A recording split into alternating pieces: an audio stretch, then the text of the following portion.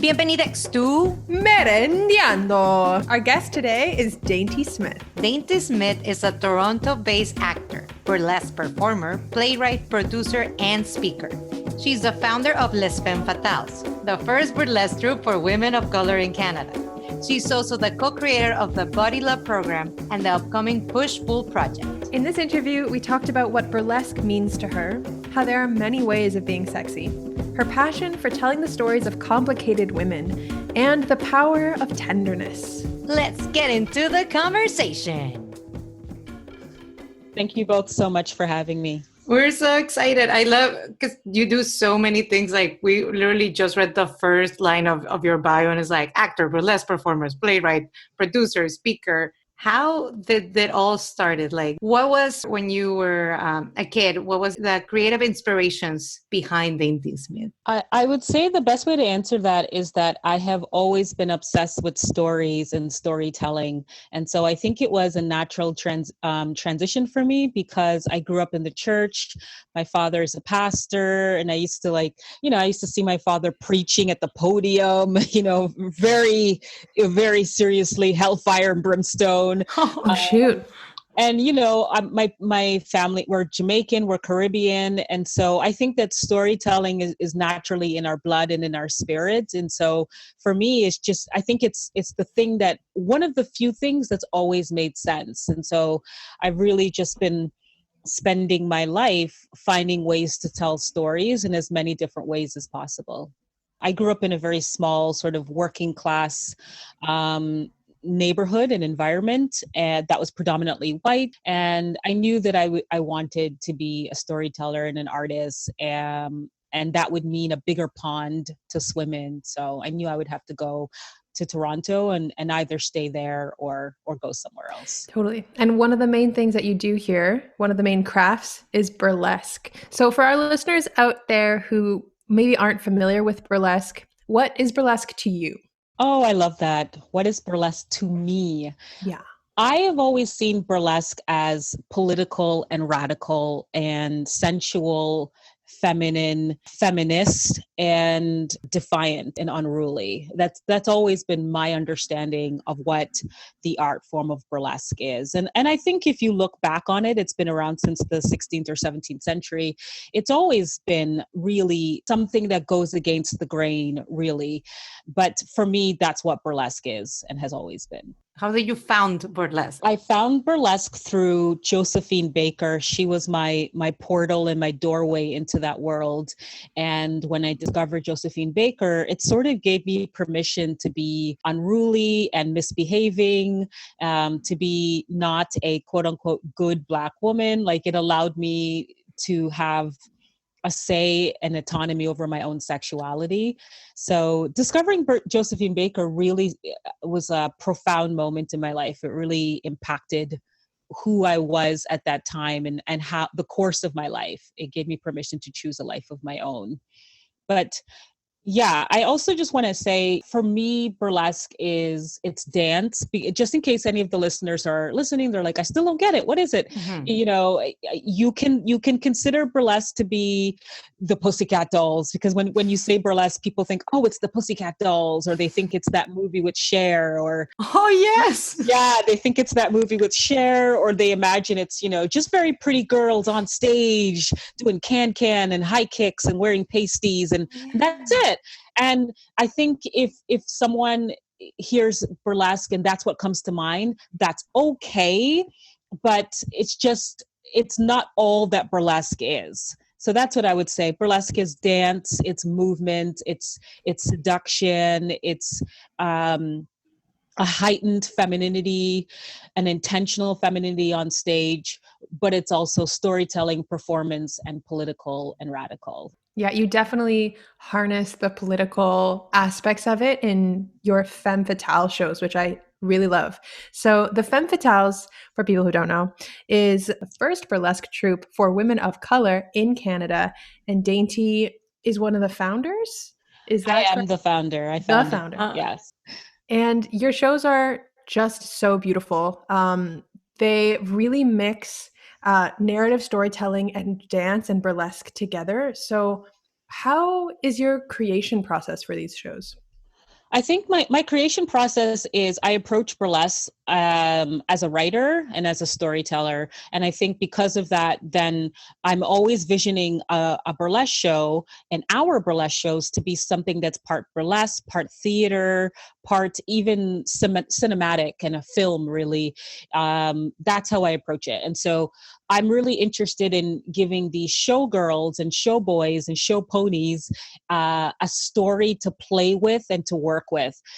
I think it would be easy to consume a burlesque performer and a showgirl. It's very easy to do that because it's just a pretty person on stage and you're there to be entertained. And so I really like to give a kind of weight to the shows.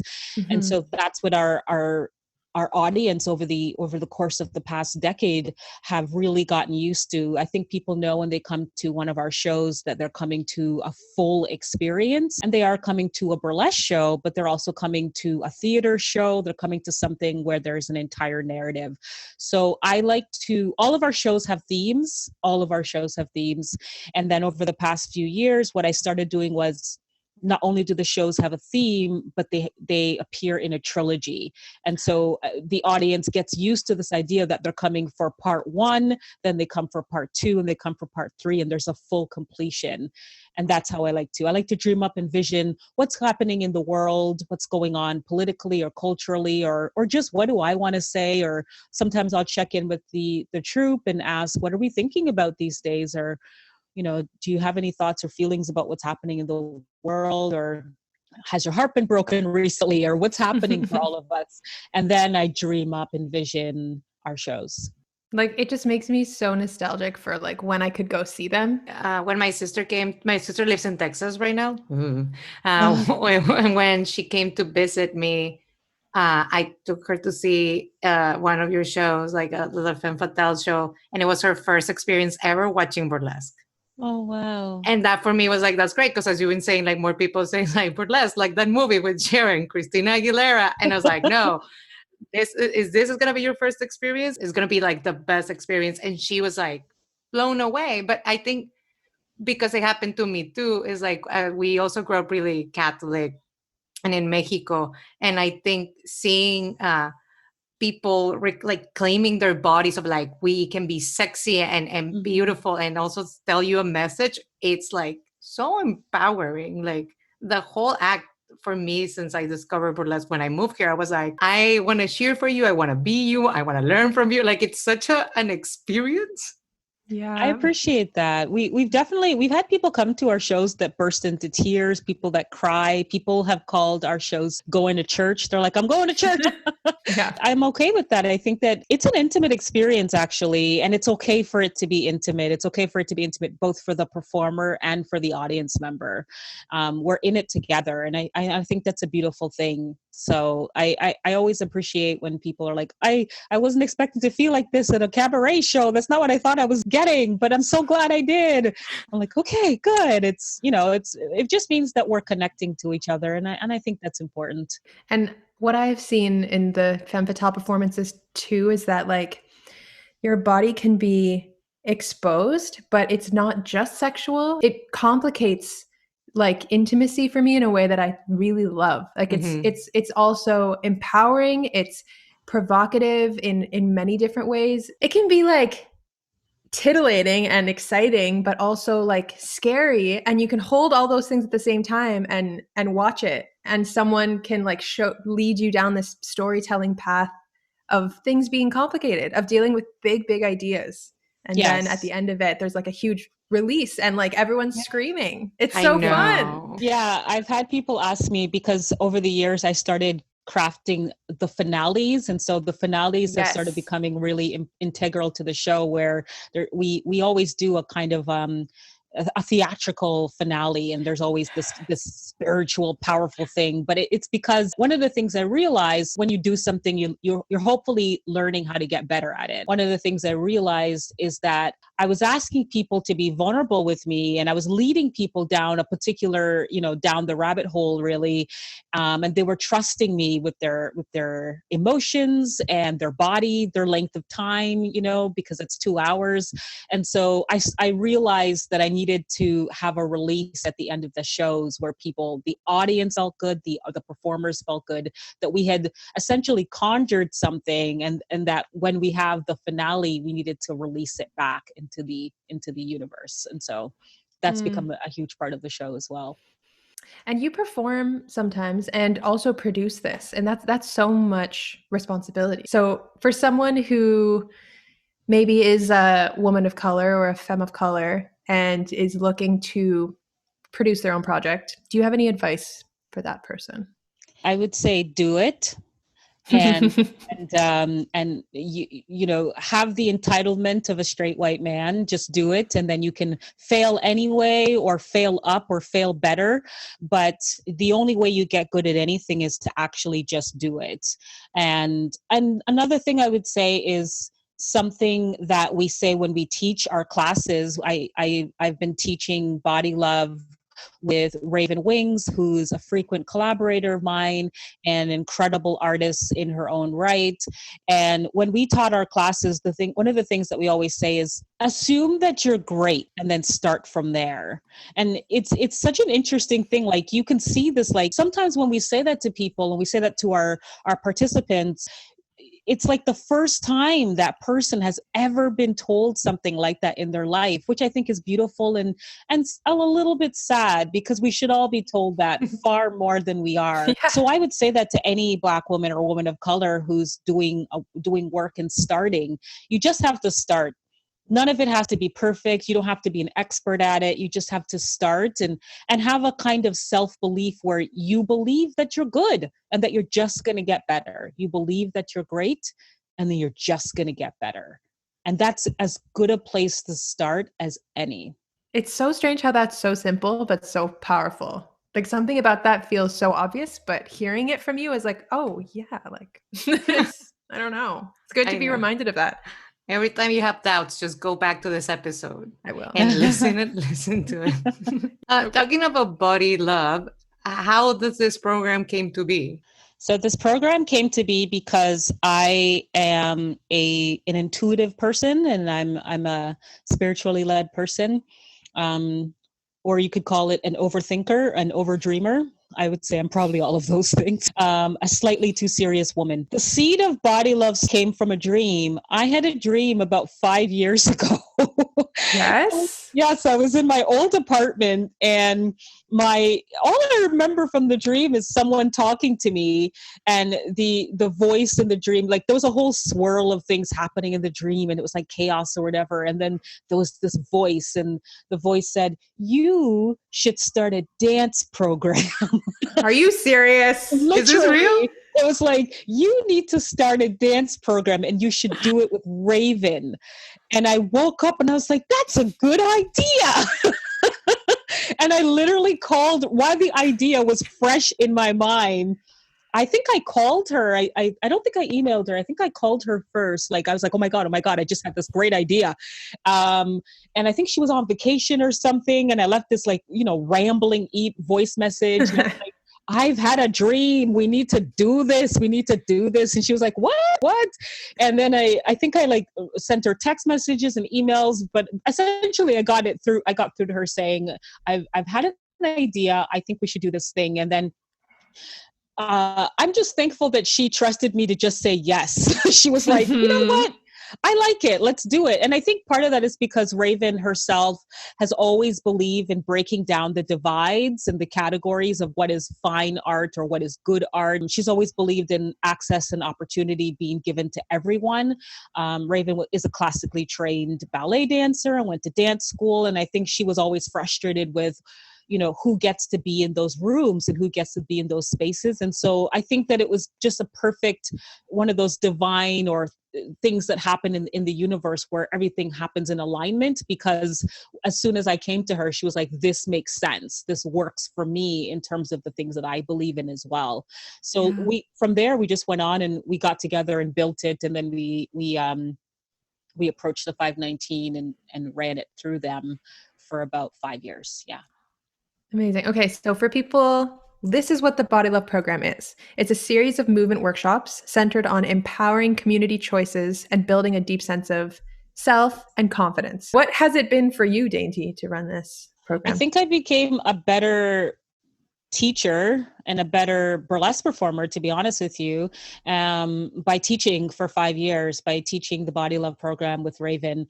I think I became re-inspired by the art form of burlesque because I got to see raw, unedited, uncensored burlesque for 5 years. I got to see people who were never told that they were beautiful or sexy. Some of the best burlesque, I've said this before, some of the best burlesque I've ever seen is the shy wallflower girl who comes in on the first day of workshop, because the workshops are about 2 months. And she comes in and she's super quiet and she's like, hello, I've never done this before. And I'm like, that's okay, it's gonna be great. And then, on presentation day, on the last day of the workshop, she puts together this incredible, just mind-blowing, sensual, empowering burlesque performance. And it always chokes me up. It always sort of blows me away because, yes, I've said this a couple of times. There's the Toronto Burlesque Festival. There's the Burlesque Hall of Fame, which I think is based in Las Vegas. You get to see some of the best dancers in the world. You get to see people from internationally. And so that's always incredible and amazing to see people at the top of their game.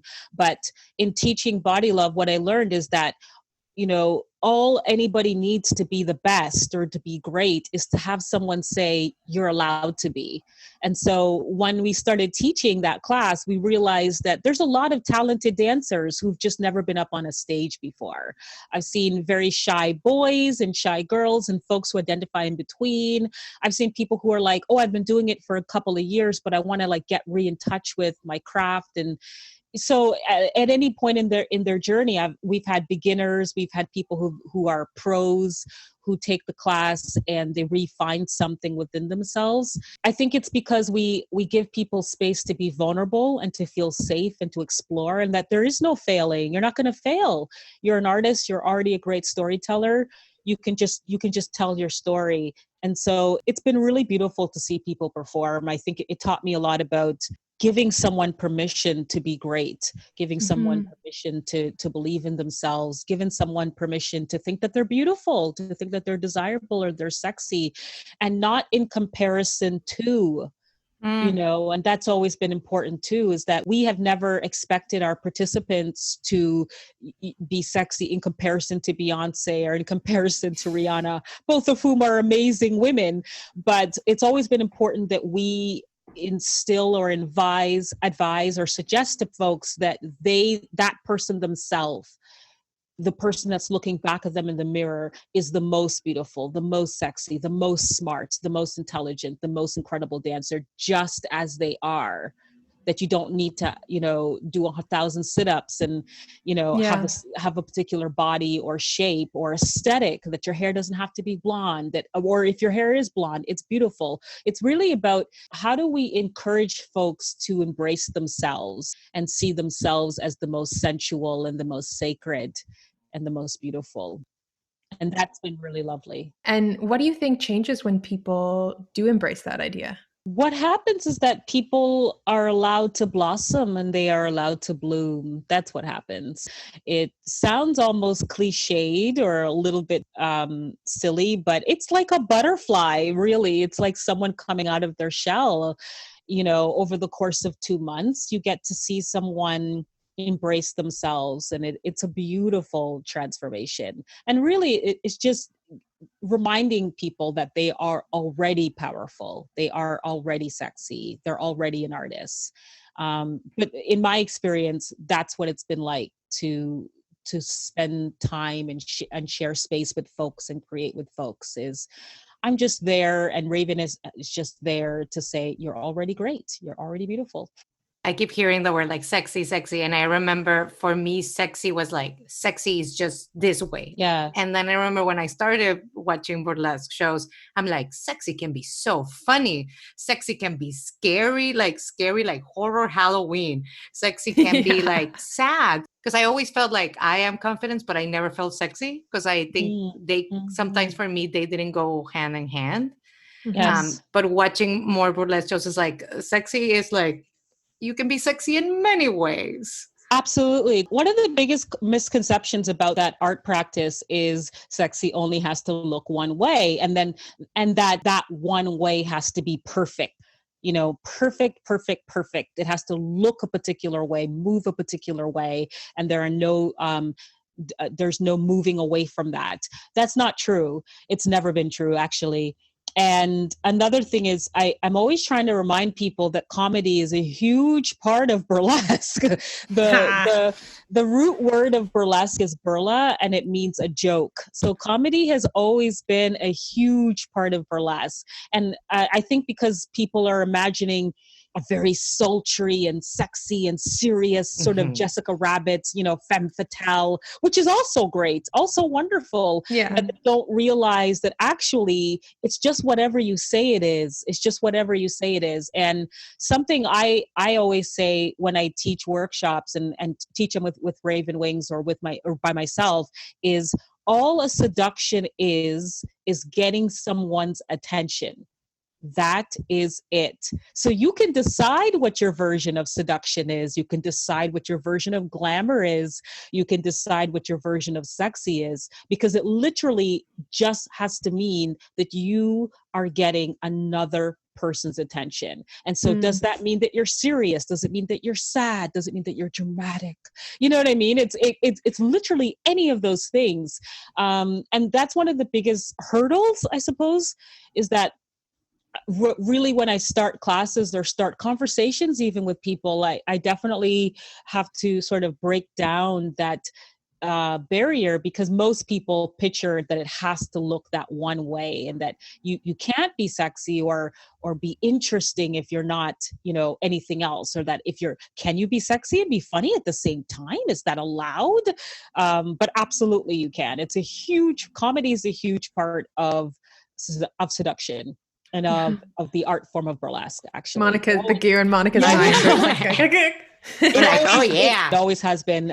So there are burlesque classics that have been happening since the 1920s. One of them is the fan dance, where the showgirl has two giant ostrich feather fans, and it's basically just a peep show. She's just walking around the stage and she's like, now you see it, now you don't. Oh, I dropped it. Oh, no, I didn't. Oh, there's my bum. Oh, now it's gone. There's another version of that where it's the balloon dance, and so the dancer comes out and she's covered in balloons. Sometimes she has elbow length gloves, and she has her bedazzled costume bra and panty set underneath, but she's covered from head to toe. Like she kind of looks like a grape or something, like covered with balloons.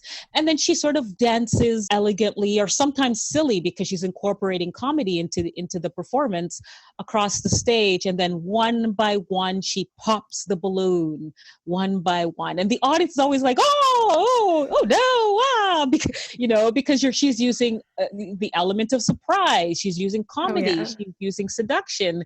And so again, comedy is a huge part of that art form. It always has been. So we need to get the good word of burlesque out to the world. It's very important. And thank you for being on this podcast. But one way that you're trying to do this is also an upcoming gathering, the Push-PULL conference. Is that correct? Yes. Yeah. So the Push-PULL art project is an idea that was actually dreamt up by performance artist and visual artist Golbu Amani, and she approached me last year. She took my body love class, I think twice, and her sister is also a burlesque performer as well, and she's been to a couple of the Femme Fatales shows, and she had approached me in 2019 and said essentially that she believes that there is a division between performance art and entertainment, and that there is something I've always believed for a very long time. I just wasn't sure if anybody else thought that, but she had approached with this idea of, what if we did a project which brought together and highlighted the intersections of fine art and lowbrow art, and essentially bringing together the two worlds of burlesque, cabaret, performance art, and visual art, and saying that they're essentially all the same and they're all on the same level. And that's how the Push-Pull project came to be.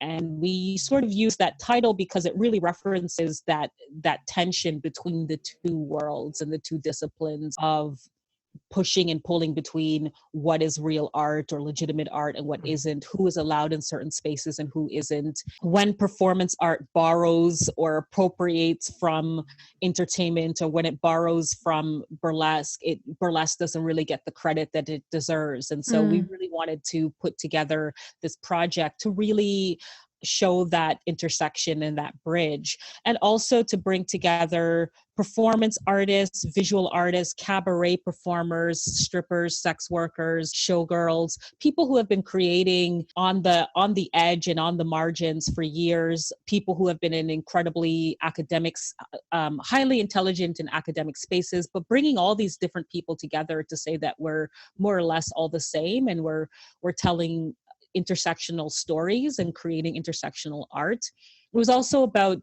giving access and opportunity to folks who don't always get invited into rooms and into spaces because they're not thought of as intelligent, because they're not thought of as people who are actually contributing to the larger culture, even though they are. And so the Push-Pull project is really about all of that. It's about bringing in Black and POC artists into a larger space that says this is real art, this is fine art, and this art has value. And how can our listeners attend or be involved of support the Push and Pull? So we're about to launch. The project starts in December, and it is 3 showcases, 5 workshops, and 3 speaking panels, I believe. And so we are going to be streaming and showing our workshops and our panels through Aluna Theater. And then we will be showing our showcases through Buddies in Bad Times Theater. We are going to be putting the times and the dates on both the websites and information sites for Buddies in Bad Times Theater and for Luna Theater. So folks can always look up and see what event they want to attend virtually, because this was all meant to happen in real time, but of course none of that is now. And so folks can check out the websites for both Aluna and Buddies in Bad Times as soon as we put the information up. Awesome. So we will update the show notes of this episode with those links when they become available too. So people listening can go and check that out. But you are also a playwright. You are also working on your own theater piece. And it looks like there's also kind of a trilogy or a series of works emerging in that area. So would you be able to talk to us a little bit about your current work in progress, which is called Blood and Memory? Yes, I was a part of the playwright program with Obsidian Theater. I want to say about 2 years ago, and I wrote a play called Blood and Memory. And I wrote that play in response to a play I had already written. I wrote a play called Daughters of Lilith, which I have performed a portion of at the Caminos Festival at the Luna Theater. And I self-produced it and showed that work at Buddies in Bad Times Theater as well. Okay. It's a lot. I know. So I get a little bit emotional, I guess, because it's such emotional and spiritual and visceral work. And it's probably one of the, some of the most revealing work I've ever done, because part of being a showgirl is you do get to hide behind a certain amount of glamour. And, in this work, in this storytelling, I'm really revealing so much of myself. But so essentially, Daughters of Lilith, I wrote first, and it is a story of 6 Black women who are sisters, but they have been estranged and disconnected. Each woman has encountered one or more than one heartbreak in her life. And they haven't spoken to each other in a while, but because of the particular heartbreaks that each of these women have experienced, they have decided to return home. Because what happens when you get your heart broken? You go home, you go home to mother, or you go to a safe place. And so they go back to a forest, and they start to talk about their grief and their rage and their pain and their heartbreak to each other and to themselves. because they're trying to remember their healing and their magic. And each of the sisters is an archetype of Black womanhood, or at least how I felt Black womanhood is. And so I had sister fighter / warrior, I had sister mother, I had sister Jezebel, who is based off of my burlesque counterpart. There are 6 of them that were divided out of me and represented the sort of 6 different archetypes of Black womanhood. And they sort of come together and speak about their heartbreak. And then they were calling out for their mother, who to me is Lilith, because again, I grew up in a very Christian household. It comes out. Yes, I can't help it. It keeps coming out. And so for those who don't know, in Judeo-Christianity, Lilith is the first wife of Adam, and she was exiled or kicked out of, the story goes that she was kicked out anyway for refusing to let Adam lie on top of her during sex. That's the basic story of Lilith, essentially. And then she essentially becomes a demon and a monster throughout Christianity and stories and mythology after that. Another version goes that she wasn't just kicked out because of not wanting to be sexually submissive. She was also kicked out because she dared to call God by his name. And so she was banished because of that. And then she essentially becomes a demon, or some would say that she's the first witch. She becomes the first witch because of that. So because these Black women come home, to me, I've always seen Lilith as a witch. I've always imagined, because of the way Black women are desired and objectified and wanted, but also mistrusted and held under deep suspicion. To me, Lilith was just naturally always a Black woman. And so all 6 of these women are sisters, they're connected, they come home and they're trying to find their mother and they're trying to find their healing. So I wrote that, produced it, performed it, and then I realized there was more to the story. So I wrote Blood and Memory.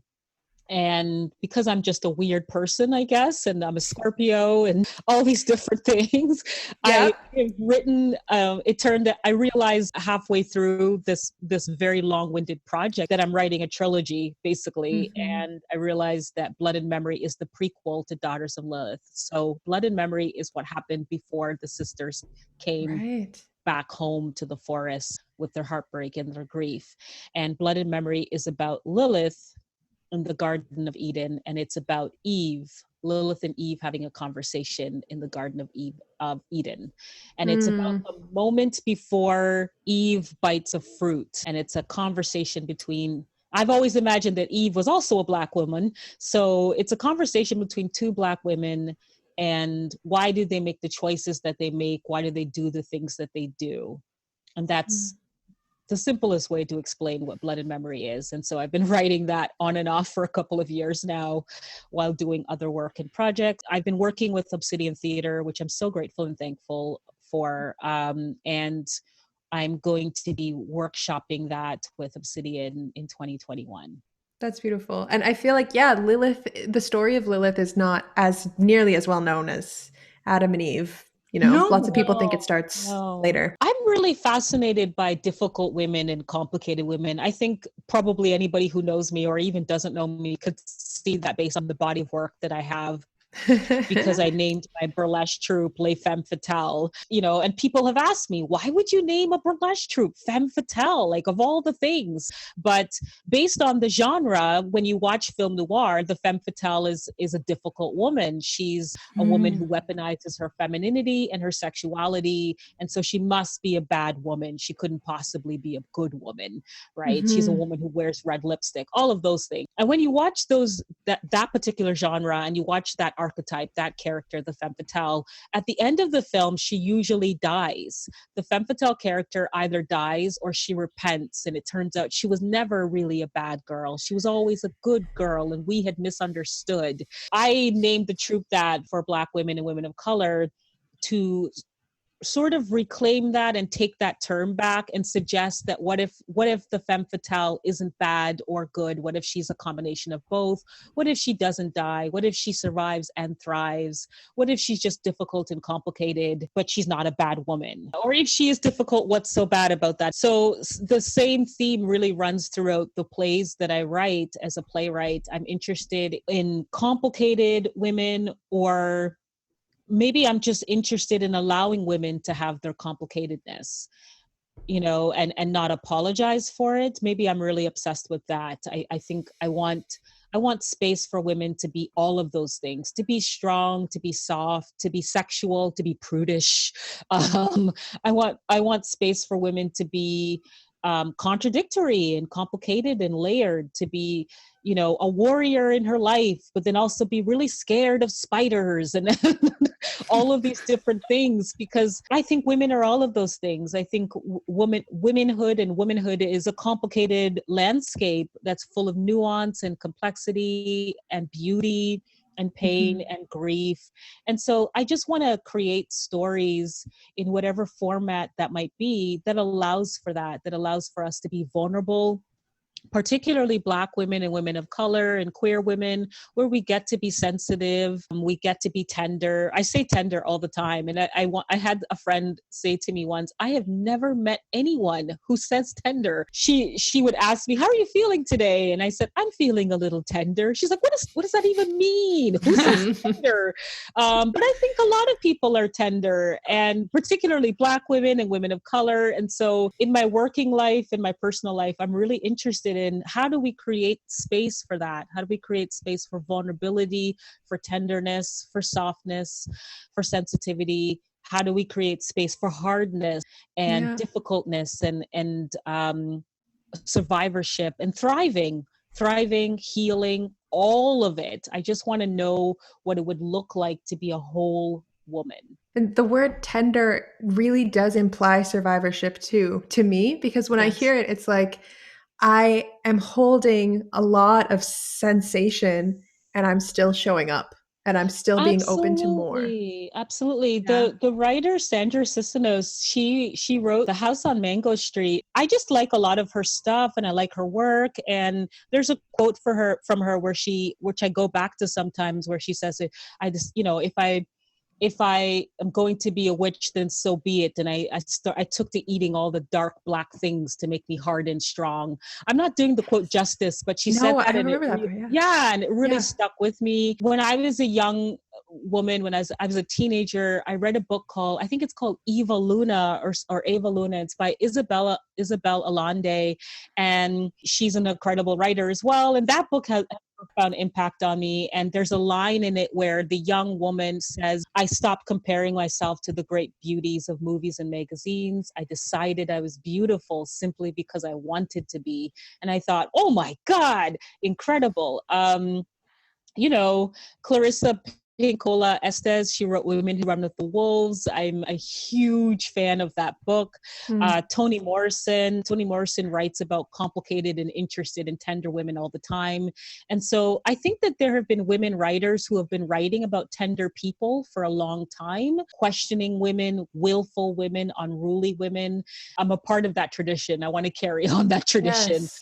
I like the word tenderness because of exactly what you just said. I like the idea of being soft and strong at the same time. I like the idea of being tender but showing up anyway. I think that's what really being brave looks like.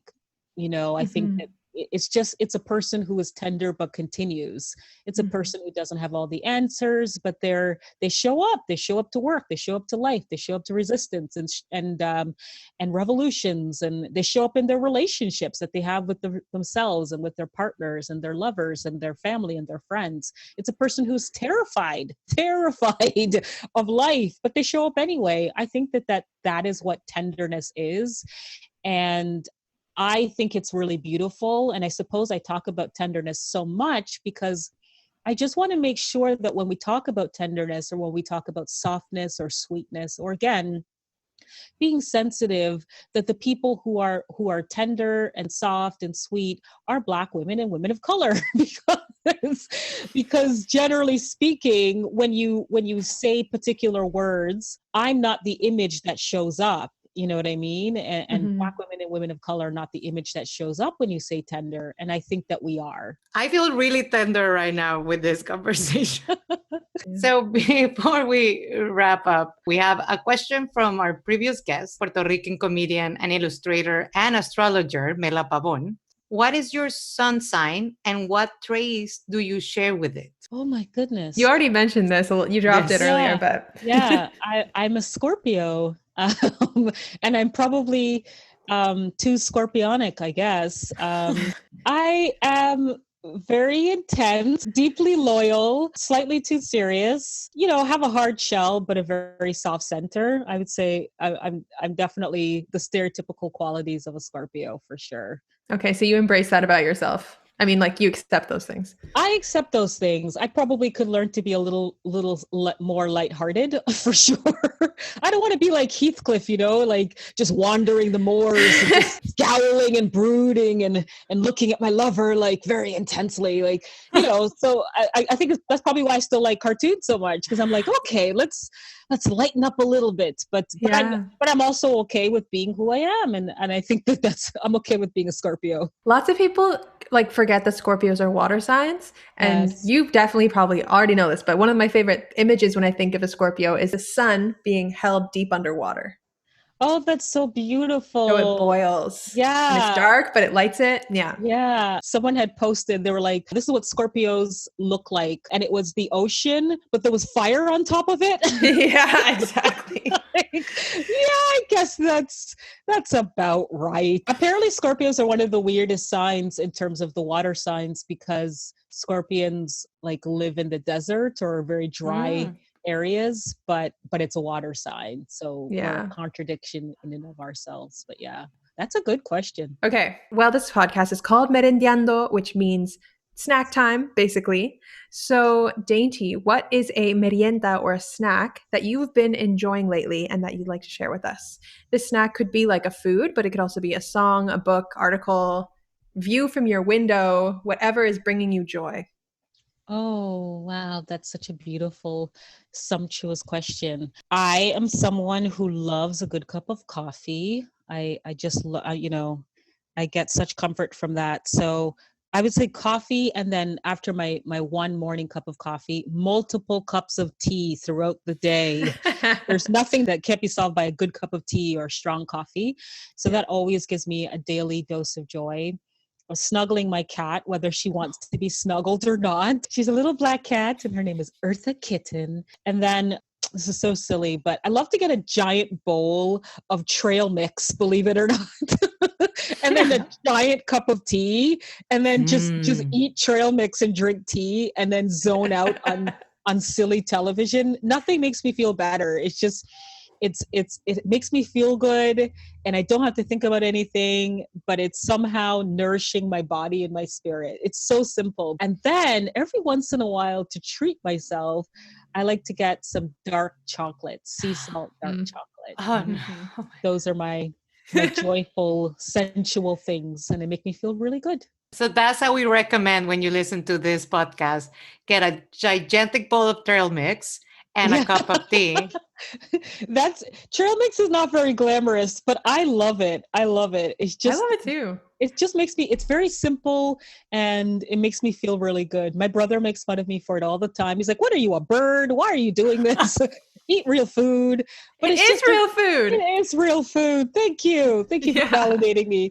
There's something about it. It's just so simple and it just brings me such joy. It's not fancy at all, but I just love it so much. I'm just like reflecting on what you just said this entire hour. So that's your influence.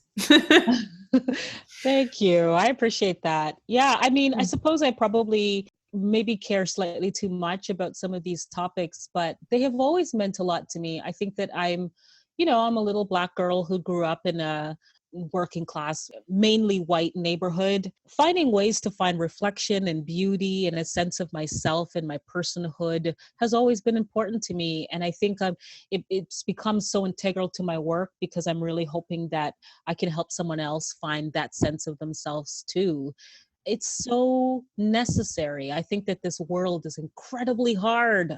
But being able to find beauty in yourself and find beauty around you, being able to love yourself and think that you are a magnificent work of art is maybe one of the most powerful acts of self-love that you can do for yourself. You don't have to be perfect. You just have to be you. And I'm really interested in suggesting that to people over and over and over again until it becomes true for them, and until it becomes true for me too, because we still live in a world that doesn't value us. So we have to value ourselves. Thank you so much, Dainty, for being here. Thank you so much. Thank you so much for having me. We are speaking to you from the shores of this beautiful Zaga Igan, known to some as Lake Ontario, in Toronto, or Tuggeranto.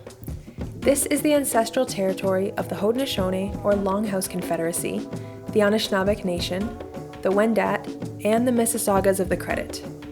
This land is covered by the Dish with One Spoon Wampum and Treaty 13, also known as the Toronto Purchase. Araluna, we remember that people can begin to heal when they are hurt. We are committed to artful participation in disagreements. We are committed to unsettling ourselves towards connection, respect, and justice for all people who now live in this city, which has been a meeting place since time immemorial. Radio Aluna Theatre is produced by Aluna Theatre, with support from the Toronto Arts Council, the Ontario Arts Council, the Canada Council for the Arts, the Department of Canadian Heritage, and the Metcalfe Foundation. Aluna Theatre is Beatriz Pisano and Trevor Shelness, with Sue Ballant. Radio Aluna Theatre is produced by Mónica Garrido and Camila Díaz Varela. For more about Aluna Theatre, visit us at alunatheatre.ca, follow at Aluna Theatre on Twitter or Instagram, or like us on Facebook. Miigwech and Nyawangoa.